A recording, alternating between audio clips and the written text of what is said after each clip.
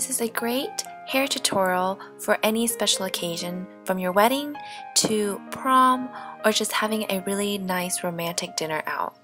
If you want to recreate this look, then please continue watching this tutorial.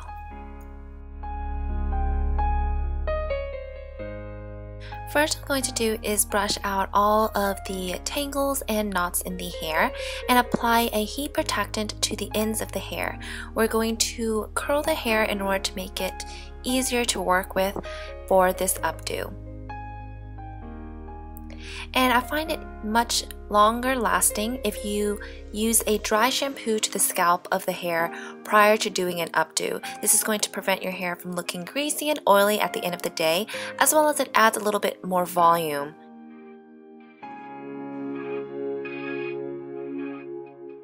So I'm applying it to the roots and then massaging it into the scalp of the hair, and then making sure that it is distributed evenly throughout the whole entire head.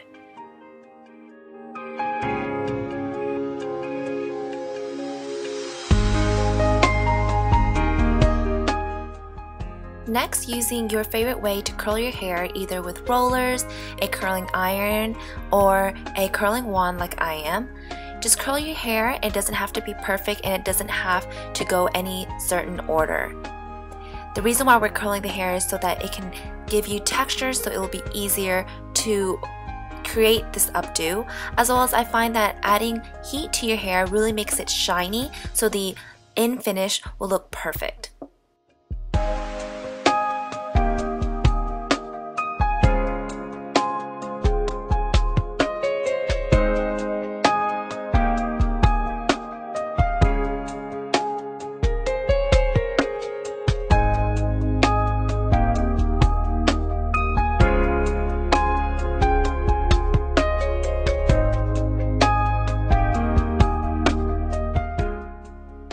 After we have finished curling all of the hair, we're going to split the top crown area for teasing. This is going to give you volume for the updo.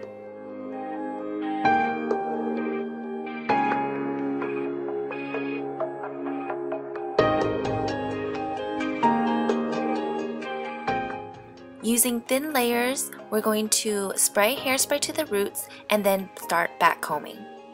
You can use any type of brush. I find that any brush really does do the work. What's really important is how you pick these sections for the hair. You don't want to go too at the center and the portion is too small. Then you would have like a cone-shaped head, and you don't want that. What we want is to grab the portion the majority across the head. That's going to really help with creating that fullness and the volume.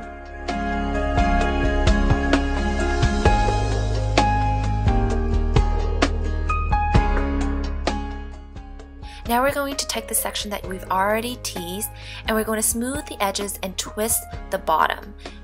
Loosely twist and then tuck it under. This is going to give you that perfect volume for the top of the hair.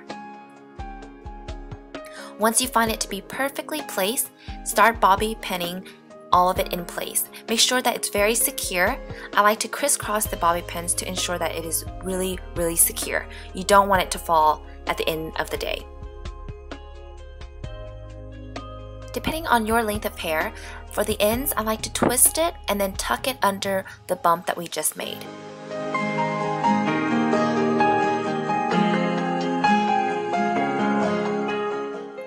Now dividing the bottom section into 3, and we're going to work with the center section first. Using 1-inch sections of your hair, loop it around your fingers, but loosely, and then just using bobby pins to place it in different directions. We don't want it to look uniform. The messier the better, I find, and the looser it is, it's going to look more romantic. You don't want anyone to look at the hair and notice where it starts and begins. So you can loop through the holes that you've already made and just place it in place wherever you'd like. There isn't really a formula to this look. You just kind of go along with the hair depending on the length of hair that you have. If you have longer hair, then of course you're going to have to loop the hair around your fingers more than once. And of course, if it doesn't work out the first time that you've already looped it around, you can just undo it and start over again for each loop. And then on the side, I find it to be a lot more challenging because you don't want it to be too tight, because then the look won't look as romantic and effortless. So what I do is I roll it till the end and leave it loosely, then I will pin it to the side of the hair. Make sure everything is in place and we're almost finished. You can leave your hair like this, or you can actually accessorize it with a beautiful flower or a hair piece like I am. I like to apply it to the side of the hair so you can still see the beautiful volume on the top, and then make sure you secure it with some bobby pins. We ran out of blonde color bronze bobby pins, so I'm unfortunately having to use black ones, but of course if your hair is dark, use the bobby pin accordingly.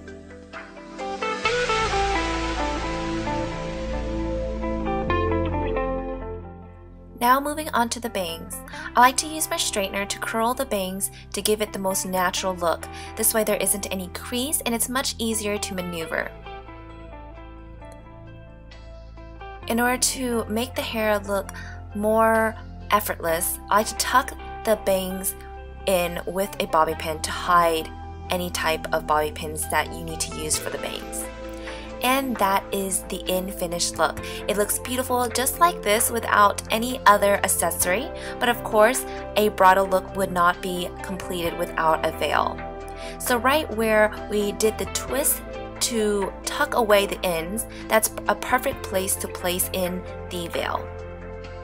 Then you just fluff the veil a little bit, and my secret trick is to spray a little bit of hairspray into the veil so that it will stay in place, and that is the finished look. I hope you guys enjoyed this quick tutorial and hope that you find it helpful. This is the sneak peek of the beautiful bridal makeup.